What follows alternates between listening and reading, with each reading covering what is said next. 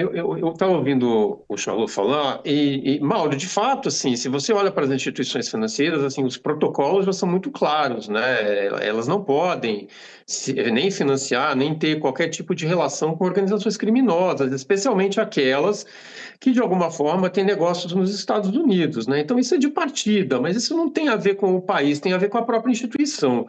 E aí eu fico me perguntando o seguinte, e aí talvez o Charlot ou o professor possa esclarecer. Eu não me lembro, estava aqui tentando fazer um exercício de memória, e eu não sou tão bom assim de memória. Eu não me lembro de nenhuma organização criminosa que tenha sido enquadrada pelos Estados Unidos como tal e que não tenha nenhum tipo de atuação nos Estados Unidos ou algum tipo de relação, qualquer que seja, com os americanos, né? E me parece, me corrijam se eu estiver enganado, é o caso tanto do Comando Vermelho quanto do PCC. Eles não são organizações internacionais, né, e com atuação nos Estados Unidos. Então, eu fico me perguntando, me parece, no caso da Venezuela, a questão militar, como o Charlot colocou, ela é consideravelmente expressiva, mas no caso do Brasil, não. Mas, por outro lado, existe uma questão geopolítica, né? Os Estados Unidos perderam muita força política, né, na América Latina na última década, digamos, né? E esse apoio foi, esse espaço, digamos assim, foi ocupado muito pela China, né? Eu não sei se isso tem alguma. Vocês percebem algum tipo de conexão com essa disputa geopolítica? Porque qual é, afinal, esse interesse militar dos Estados Unidos em eventualmente terem bases aqui no Cone Sul? Começar pelo professor Leonardo Trevisan.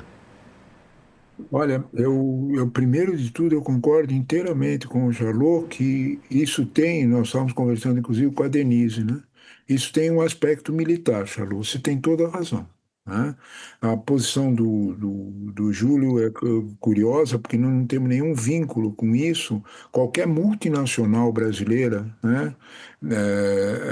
Que atue, qualquer multinacional americana que atue aqui no Brasil, tem que obedecer à lei Saxe-Orbani, ela não pode cometer nenhum deslize, que é deslize legal nos Estados Unidos aqui, né?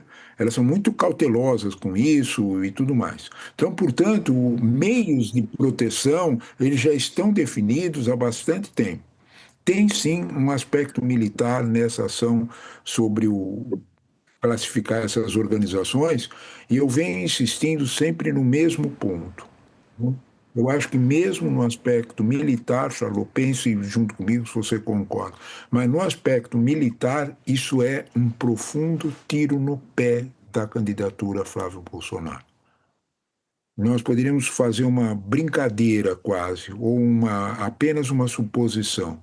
Eu desafiaria que se convocasse, que se convidasse qualquer general, qualquer almirante ou qualquer brigadeiro que aceitasse qualquer risco à soberania brasileira implícito nessa designação. Os militares brasileiros não aceitam isso, dentro de qualquer das linhas políticas ou de favor que tenham entre eles. A lógica da soberania, da proteção da soberania nacional é absolutamente consolidada. É tiro no pé. Quando o brasileiro conseguir entender o que é que isso significa, que isso vai significar que alguém pode vir se meter na casa da gente, isso não vai ter bom fim eleitoral. Isso é óbvio. Se nós tivermos alguma cautela, se nós temos alguma coisa que, se nós aprendemos alguma coisa com as últimas eleições, isso desde o governo Sarney, se nós aprendemos desde sempre, é que posições nacionalistas no Brasil redundam em votos. Isso é muito, muito sério. Essa posição não me parece muito conveniente, mesmo para a posição da candidatura Bolsonaro. Antes do Charlot Embora ele analisar, diga que é, né? Embora ele diga que é, embora ele grite, faça uma chamada nesse sentido do que vocês mostraram. a gente tem inclusive, professor, um vídeo aqui do ex-deputado Eduardo Bolsonaro que ele acabou de publicar nas redes sociais, comemorando a decisão dos Estados Unidos. Vamos dar uma olhadinha. Do Comando Vermelho e do PCC como grupos narcoterroristas. Assim, vai ficar muito mais difícil deles fazerem as suas movimentações financeiras, eles vão poder ser combatidos igual o Bin Laden era, ou seja, qualquer atividade deles fora do país, como por exemplo, no Paraguai, na Colômbia, na Bolívia, no Peru, nos grandes produtores de cocaína, eles vão sofrer o combate não só do DEA, mais intenso, mas também das Forças Armadas Americanas. Esse é um grande dia para todos aqueles que sofrem na mão desses bandidos. E aqui o meu sincero agradecimento ao presidente Donald Trump, bem como ao secretário de Estado Marco Rubio e ao vice-presidente J.D. Vance. Extensível, com certeza, né, também para o Darren Beatty e para o Christopher Landau, que são pessoas-chave dentro da administração Trump e contribuíram para que essa decisão fosse tomada.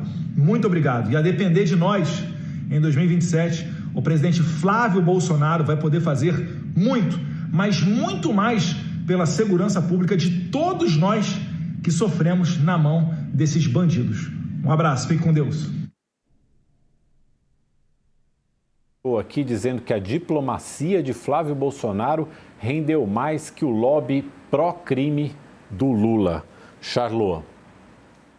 Então, é isso aí. Quer dizer, qual é o grande lance do ponto de vista político eleitoral? É passar para o Lula o ônus de, ao se opor a essa classificação absurda, parecer que está defendendo o PCC e o Comando Vermelho. Do ponto de vista do xadrez político eleitoral, é isso.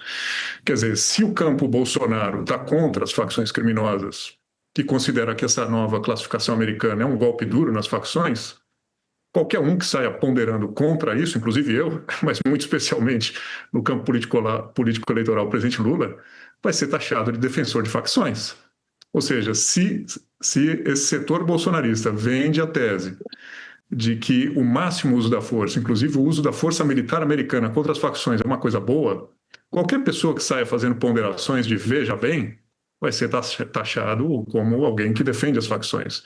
Então, numa dinâmica eleitoral, daqui até outubro, o problema do Lula vai ser fazer a defesa da legalidade, a defesa da soberania e tudo isso, sem sucumbir a essa campanha que vai tentar associar ele a um candidato leniente com o crime, vão somar outras declarações, inclusive alguns deslizes dele muito desastrosos, falando sobre traficantes, enfim. Essa é a linha política eleitoral agora. Agora, só para concordar com o aspecto que o professor Trevisan levanta, quer dizer, esse tiro pode sair pela culatra no seguinte sentido.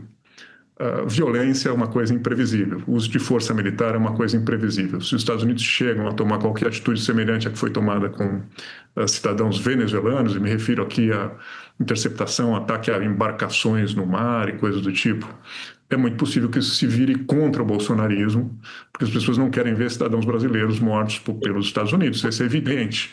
Então, o PT e o Lula perderam, desde pelo menos as manifestações de 2013, mas mais recentemente com a queda da Dilma, 2015, todo esse processo, perderam esse campo patriótico e nacionalista. O uso da camisa da CBF, o uso da bandeira brasileira passou a ser quase um domínio exclusivo da extrema-direita e do bolsonarismo, e o PT e o Lula ficaram associados com uma espécie de personalidade estrangeira, comunista, venezuelana e caricaturas desse tipo.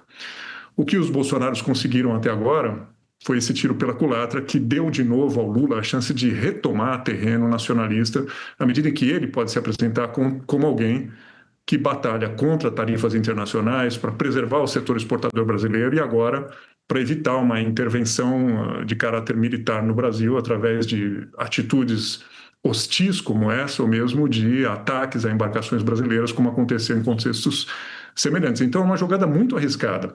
Por um lado, repetindo, coloca o Lula no ônus de ter que ponderar sobre facções, o que vai fazer parecer que ele defende facções, esse vai ser o grande lance político-eleitoral do bolsonarismo nesse momento, mas, por outro lado, vai dar ao Lula a chance de tentar consolidar de novo esse discurso nacionalista e patriótico contra uma política intervencionista que é ensejada, que é estimulada, que é pedida pelos bolsonaros aos seus parceiros da extrema-direita americana.